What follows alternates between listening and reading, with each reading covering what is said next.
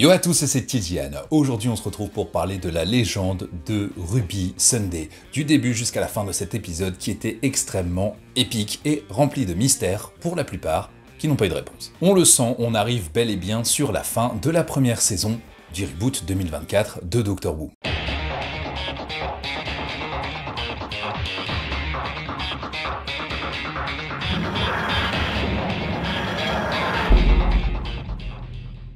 Pour bien conclure une saison de Doctor Who, faites un double épisode. Ou faites comme Steven Moffat, le premier épisode en écho avec le dernier. Ça arrive aussi. Et pour le coup, on peut le dire, le cliffhanger à la fin de l'épisode est juste épique, énorme, et on n'attend qu'une chose, savoir ce qui va se passer ensuite.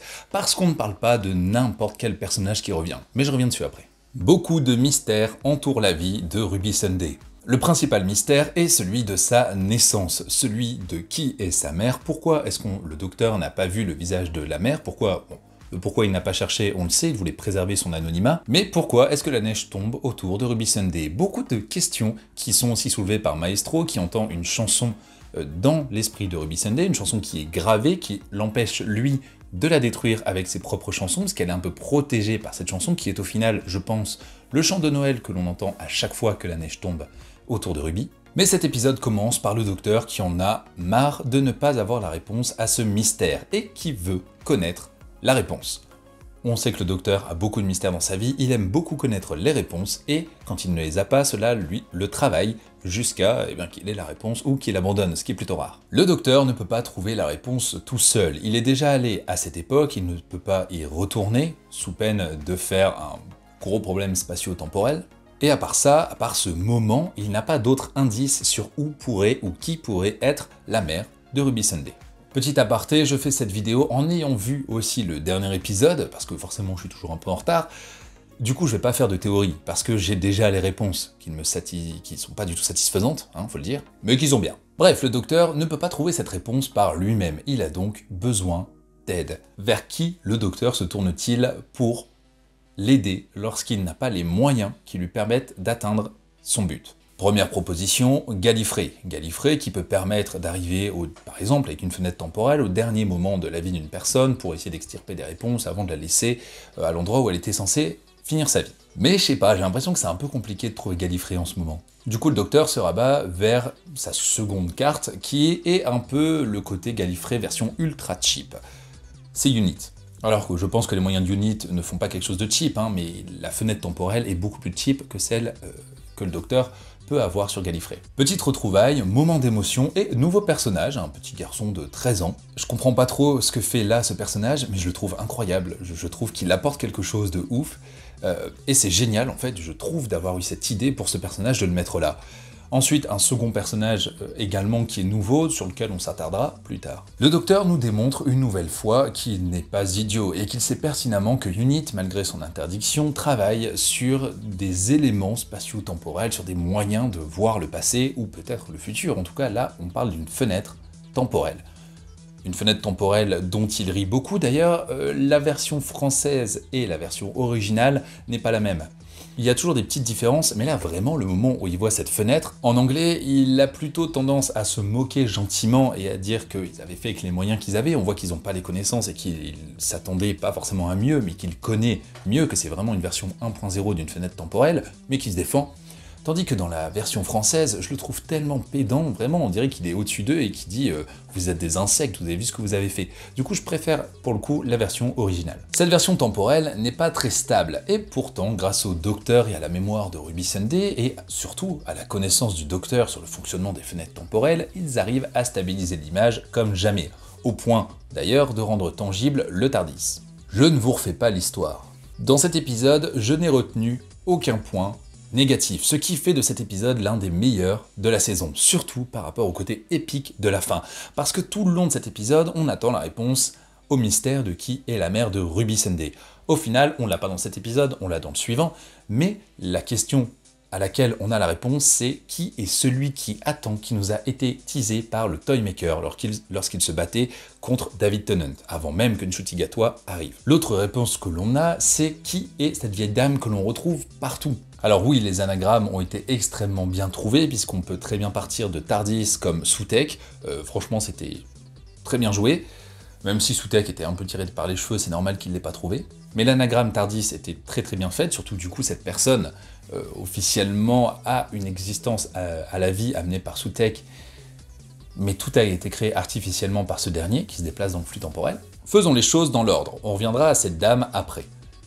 Arrive de la manière la plus épique, le dieu de la mort, Sutekh. Si vous ne savez pas qui est Sutekh, ni quelle est son histoire, son passif avec le Docteur, qui est assez long, puisqu'on avait en 1975, jusqu'en 1975, des épisodes de la série télévisée Doctor Who, il y a eu entre deux des audios, mais également des comics, dans lequel Sutekh, ou au moins sa mention, apparaissait. J'ai fait une vidéo là-dessus, qui est synthétique, hein, bien sûr, elle va pas reprendre tous les éléments, sinon j'aurais pu vous faire une vidéo d'1 heure très facilement, parce que y a plein de petits détails dont on se fout un peu, mais Sutekh, donc ce dieu de la mort, inspiré de la mythologie égyptienne, revient, ce n'est pas la première fois qu'on le voit. Mais l'épisode est tellement bien tourné que même si vous ne connaissez pas Sutekh, et vous ne l'avez jamais vu, il n'y a pas forcément besoin d'avoir tout son passif. Mais je vous invite quand même à regarder la vidéo que j'ai faite. Il est annoncé par un discours digne de l'arrivée du plus grand dieu. On a la liste des autres dieux du Panthéon qui sont nommés, tels que le Toymaker, Maestro et les autres dont on a déjà entendu parler précédemment, et d'autres dont on n'a pas entendu parler dans la série télévisée, mais dans d'autres épisodes. Ce dieu est annoncé, et avec lui, deux personnages sèment la mort. Parce que oui, Sutekh est le dieu de la mort. Il est aussi appelé Satan dans d'autres religions, alors qu'à la base, ce n'était qu'un protecteur de son peuple, qu'il a détruit avant de décider de détruire tout ce qu'il pouvait détruire pour faire régner le silence. Il a donc ce personnage qui avait intégré Unit, que le Docteur n'avait pas vu précédemment, effectivement, en fait il n'existait pas, il a intégré Unit après, et qui est propriété de Sutekh. Et ce qui est important dans cet épisode, c'est pas de savoir qui est Sutekh, c'est de savoir comment il est arrivé. Et ça, c'est dit de manière... En fait, c'est dit ouvertement. Sutekh était dans le vortex, plongé dans le vortex par le Docteur, sauf qu'il était, pour la petite histoire, le Docteur l'avait envoyé dans un vortex où il devait suivre la timeline, en fait, dans le vortex, et vieillir jusqu'à la mort. Le fait est que Sutekh s'est déplacé d'un pas avant d'être envoyé dans ce vortex, très smart, juste il s'est décalé, et du coup, il était dans ce vortex, mais sans vieillir. Quand il a été annoncé, du coup, par le personnage dans Unit, il a été dit qu'il était seul dans le vortex, que Sutekh a crié, qu'il était seul. Ensuite, il a entendu l'écho du TARDIS. Petit à petit, il s'est rapproché du TARDIS, il lui a murmuré à l'oreille, il a charmé le TARDIS par ses mots doux, et a réussi à convaincre le TARDIS, on ne sait pas par quel moyen, certainement par la pitié, mais à convaincre le TARDIS de s'y rattacher. Et petit à petit, il a réussi à prendre un peu le contrôle du TARDIS. Et donc, ça fait depuis des années, au moins 75, avec tous les milliers d'années de voyage qu'a fait le Docteur entre-temps, que Sutekh est entre le vortex et le TARDIS, et que petit à petit, il se nourrit de l'énergie du TARDIS qui voyage pour prendre forme petit à petit, pour ensuite pouvoir réapparaître dans le monde physique. Il a réussi à charmer le TARDIS malgré le fait que le maître du temps, le seigneur du temps, était à l'intérieur de ce dernier. Il a réussi à le faire sans que le seigneur du temps ne se rende compte de quoi que ce soit.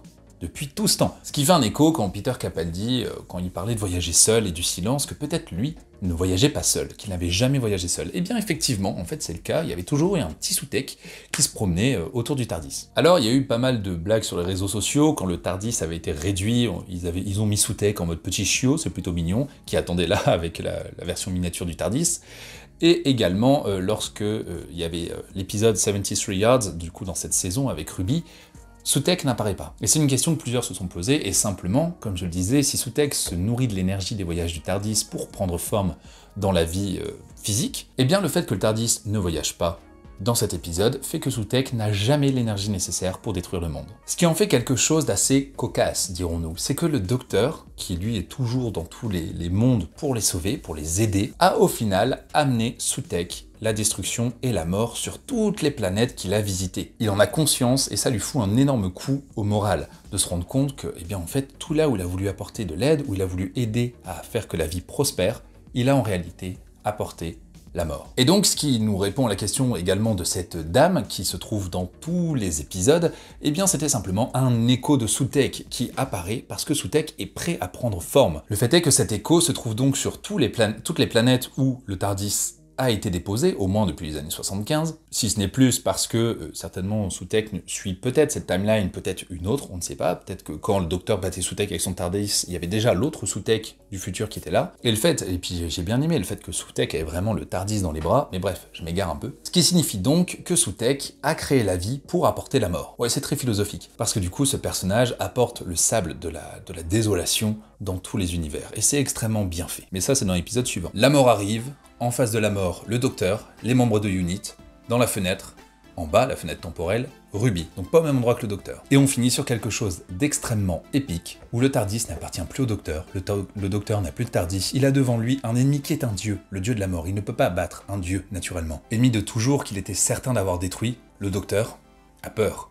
Au même titre que le Toymaker qui n'a jamais voulu jouer contre le dieu de la mort, étonnamment, car le dieu de la mort ne respecte qu'une seule règle, semer la mort. C'est tout. Mais ce qui est intriguant, c'est qu'il ne tue pas tout de suite le docteur. Pour la suite, je vous invite à vous référer à la prochaine vidéo qui parlera du dernier épisode de cette saison. En conclusion, ce que l'on peut dire, c'est que cet épisode est extrêmement épique, parce qu'on a le mystère, on a un triple mystère qui dure tout le long de l'épisode, et au final, on se rend compte que tout est lié. En même temps, c'est Doctor Who. On a la réponse du coup à ce fil rouge qui est là depuis le début de la saison, et même avant, parce que le Toymaker, officiellement, n'était pas dans cette saison, mais bien dans les épisodes spéciaux de transition entre l'ère de Chibnall et la nouvelle ère de Russell T Davies. Bref, je vous laisse dire en commentaire ce que vous avez pensé de cet épisode qui pour moi était l'un des meilleurs de cette saison. Sur ce, je vous dis à très bientôt.